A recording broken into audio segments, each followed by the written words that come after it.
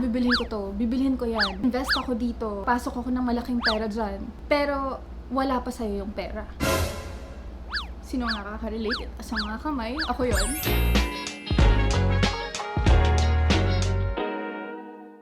Hi guys! Welcome back to my YouTube channel. Kung mapapansin nyo, nakaayos ako. Palakpakan natin ang mga sarili natin sa mga walang magawa sa bahay. Namimiss ko ng maging maganda. Kaya today, ayan, nag-ayos ako, naglagay ako ng makeup, nagsuot ako ng accessories, and nagdamit ako ng maganda.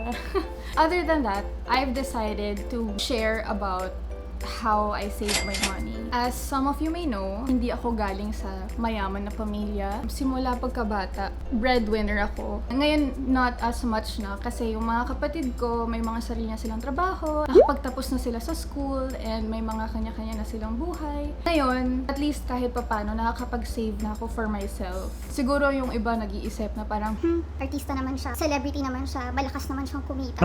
our job pays really well. But since very erratic yung trabaho namin, hindi din ganun kadali. Kumbaga, one day you're hot, and then the next day you're not anymore. I'm sure sa iba na tulad ko, na may same line of work, alam niyo yun, yung when it rains, it pours. Pero pag wala, wala talaga. Yun kadalasan yung nangyayari sa aming mga artista, sa aming mga celebrities, or sa aming mga nasa ganitong klaseng industriya. Kunwari ngayon, katatapos ko lang ng show ko, nakapag-ipon ako. And kaya ko pong mag-go on sa mga susunod na buwan. Sana mag-work ako. But anyway, yun nga. I prepared 10 tips for you guys, and ayoko nang pahabain ito. Sana makatulong yung vlog na to sa inyo. So, let's start with tip number 1. Meron akong hinandang kodigo. Tip number 1 is learn how to save while you are young and when you have work coming in. Since nung bata pa ako, trabaho na ako, I started doing modeling commercials since I was 3 years old. Since then, I've supported my family. Kaya siguro din natuto din akong maghawak ng pera ng mabuti.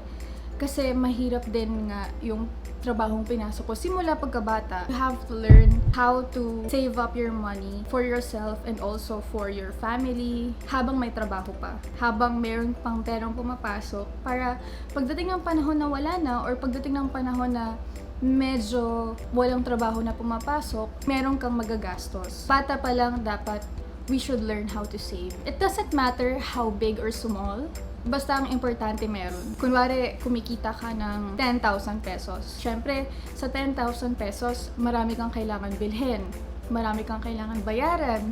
Marami kang kailangan ibigay. Ang importante, meron kang kahit at least 5% or 10% na tinatabi na nilalagay mo sa bank account mo. Para lang din makikita mo na, okay, nagtrabaho ako ngayong buwan, pero okay lang na marami akong gastusin basta't meron akong maitabi. You will thank yourself for that. Kasi pagdating din ng panahon na mababurnout ka or mapapagod ka, makikita mo na, buti na lang pala nagtabi ako ng pera for the rainy days. Tip number 2 is learn where to spend your money, whether it is worth it or not. For example, going out, shopping online, emotional shopping. Sino nakaka-relate? Sa mga kamay, ako yon. Kailangan alam mo kung saan mo igagastos yung pera mo. Emotional ka lang ba? Masama lang ba yung loob mo dahil sa isang bagay kaya ka pumunta sa mall para bumili ng ganito or ng ganyan? Pero di mo naman pala talaga kailangan yon. May mag-aaya ng inuman, ng night out, tapos biglang di pala kayo KKB. Eh di mahirap yon. Siyempre dapat hati-hati kayo para lang din hati-hati lang din yung gastos nyo. Hindi pwedeng ikaw lagi yung nanlilibre. Dapat hindi ka pa-impress. Kung tunay mo talaga silang mga kaibigan, KKB dapat, or maghati man lang kayo, para lang din hindi mabigat para sa'yo. Kasi kung puro ikaw lang naman din ang gumagastos, ibig sabihin, hindi mo talaga tunay ng mga kaibigan.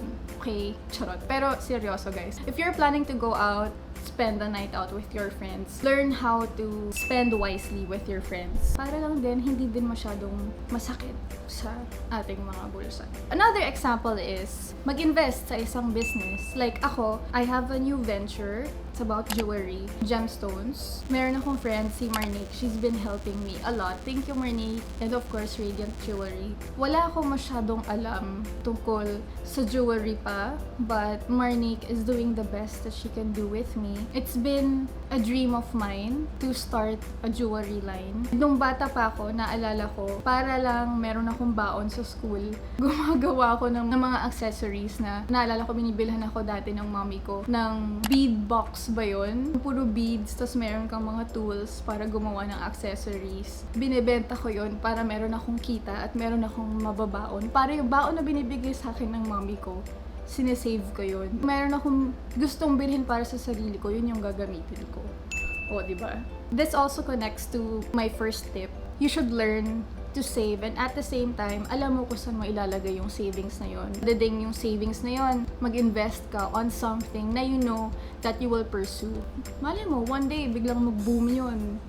Diba? Tip number 3. Make sure you are liquid. Cash is always king. Investing on something is good, pero hindi pwedeng nasa investments lahat ng cash mo. Kapag merong emergency or kailangan bayaran ng agad-agad, meron kang mailalabas na cash. Kailangan, kung ano yung pinakamabilis na mahugot, yun dapat yung meron ka, which is cash. Moving on to tip number 4, plan when buying luxury items. It's not bad to treat yourself because you know you've worked hard for it, but always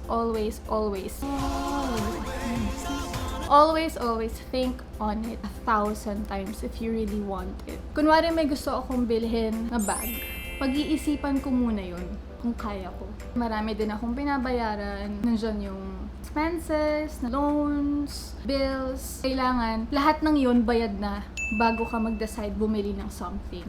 For example, ako, oh my gosh, I like nice things, but I make sure I work hard for it. Hindi ba ang sarap dun sa puso na tatrabaho ka ng mabuti, tapos meron kang reward para sa sarili mo? Ako, for the longest time, hindi talaga ako bumibili para sa sarili ko. Kasi nagigilty ako. Parang naiisip ko, Sayang naman yun, bag lang yan, bakit ko pa ibibili yan? Ang mahal-mahal naman yan. as time went by, naburn out ako. Kasi hindi ko nararamdaman kung ano yung pinagtatrabahuan ko.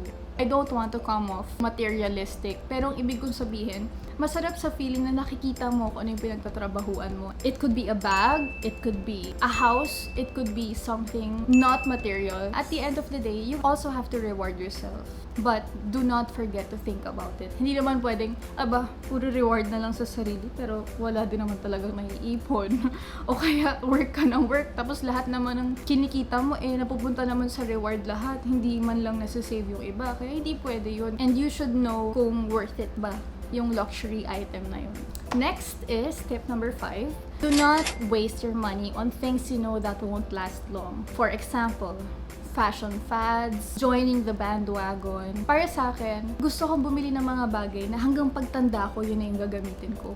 Kaya din siguro sila mahal, pero worth it naman, 'di ba? Kasi ngayon, 27 ako, pagkatapos ng 10 years, gamit ko pa rin yung binili ko. Hindi dapat na dahil, uso yung ganyang style ngayon, bibilhin ko yan. Tapos pagdating ng mga 5 years after, hindi mo na siya ginagamit. Sayang sa pera, di ba? This, actually, tip number 5 connects to tip number 4. Is it really worth it? Is it going to stand the test of time? Is it going to be with me all the way hanggang pagtanda ko, hanggang sa maging mommy na ako, hanggang sa magkaroon ako ng anak, ng apo sa apo? Haba, di ba? Pero yun dapat yung kina-consider mo. Hindi lang bumibili dahil meron siya or meron si ganyan. Meron siya, dapat ako meron din. Hindi dapat ganun. Kung ano yung gusto mo talaga sa sarili mo, kung ano yung personal taste mo, kung ano yung style mo, dun ka dapat bumabagay kung ano yung dapat mong bilhin. Tip number 6. Do not spend more than what you can earn. It's important to always check where your head's at. Well, nangyari na yan sa akin dati. Nangyayari yung mga instances na we get too much ahead of ourselves. Kumbaga parang, bibilhin ko yan. Invest ako dito, pasok ako ng malaking pera dyan. Pero wala pa sa'yo yung pera.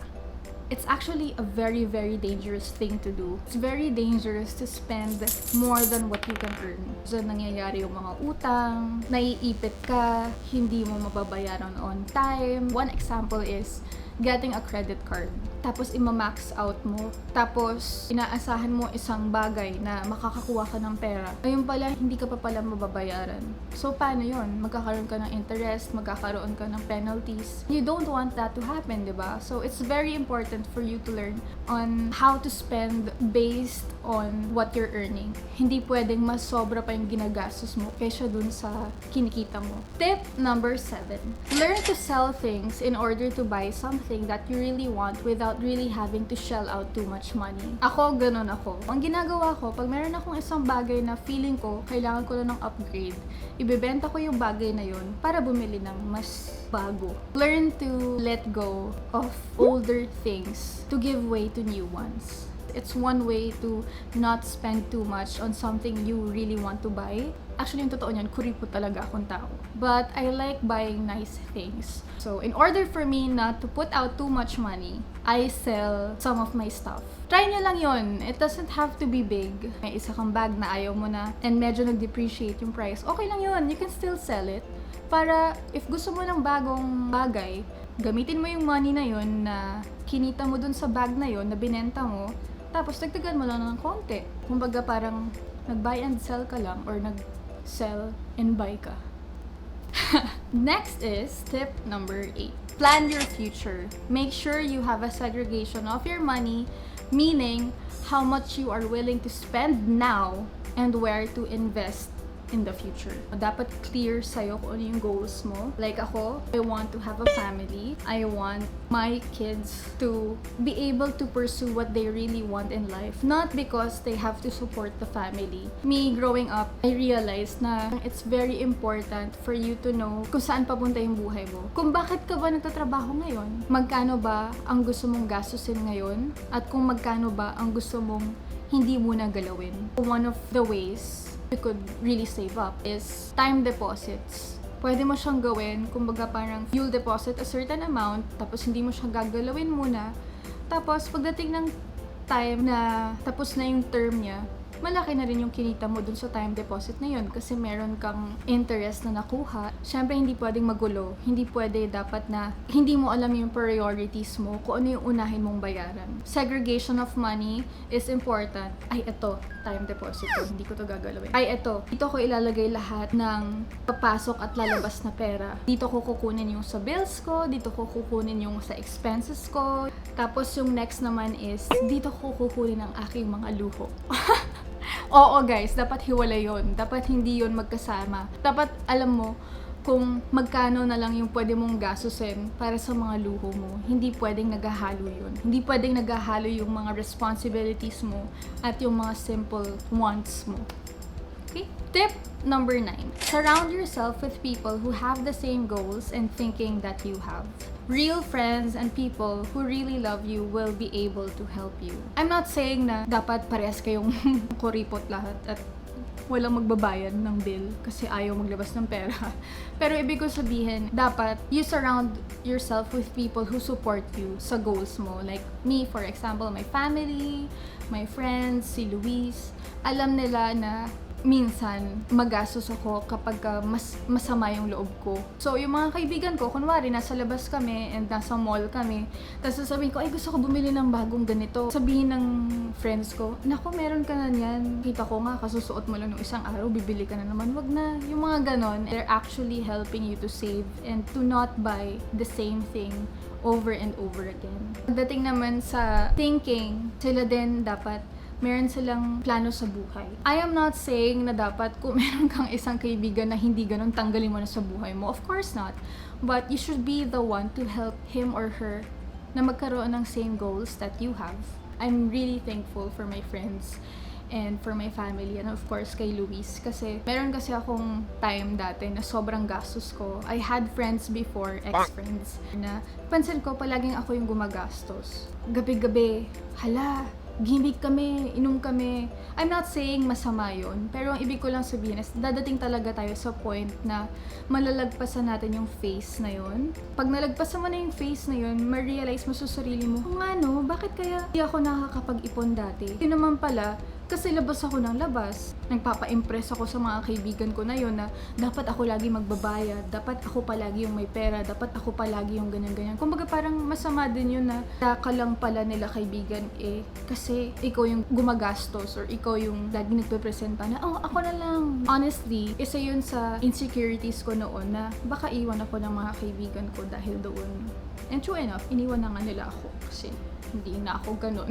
Habang tumatanda ka, nag-iiba na yung priorities mo, nag-iiba na yung goals mo, and sadly, unfortunately, nag-iiba na rin yung set of friends mo, and that's life. Nangyayari talaga yon. Yung mga tao sa paligid mo, kung talagang mahal ka nila talaga, aalagaan ka nila.